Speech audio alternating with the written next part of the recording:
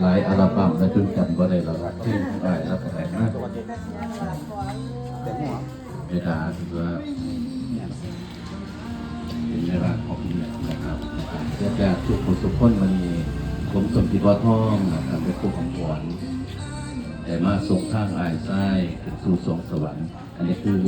ยิ้มแล้วรวยนะครับมาทำบุญนั่งส่งทางที่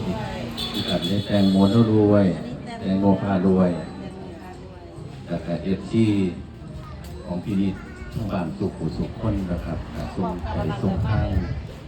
ไก่สาธิตต้องจันนะครับเราไปก็ออกก่อนแล้วก็บอกออกนะเอาได้พูดละหน่อยคนนี้มาแล้วเด้อมาส่งทางส่งไอส่งไส้ส่งอีพอเข้าพินิจสาธิตทองจันทร์นะคะไปว่าไปสู่สุคติไปควบคุมที่ดีไปคู่บ่มียังในบ้านอื่นตัดใจนะคะว่าต้องมีอาการแบบนี้เอาปลอบเคยกินเคยยังน้ำกันเนาะพูดเนาะเคยรวมงานกันแบบนี้จ้ะพันลบพ้องเหรียญพันลบพ้องเหรียญนะไม่เป็นพันลบพ้องเหรียญก็คือสิรับรู้ว่าที่งานนะคะมีเดมาส่งทุกคนเราก็ออกต้อมเอาพันลบบ้างแบบต้อม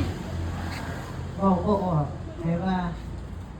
มันกระทันหันนะคะ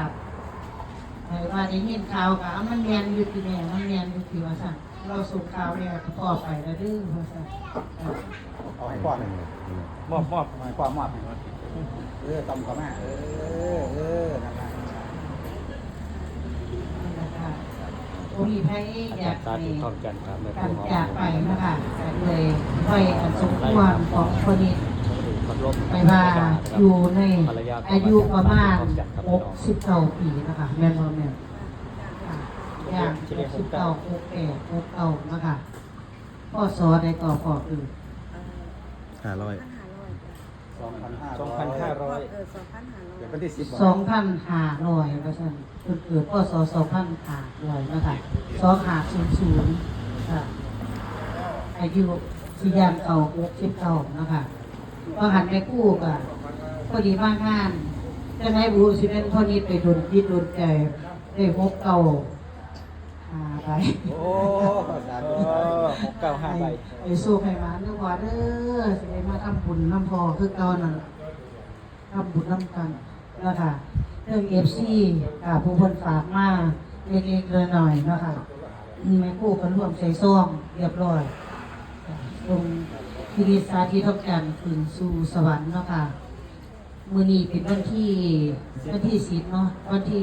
13สุขสักราชมื้อนี้ก็สิได้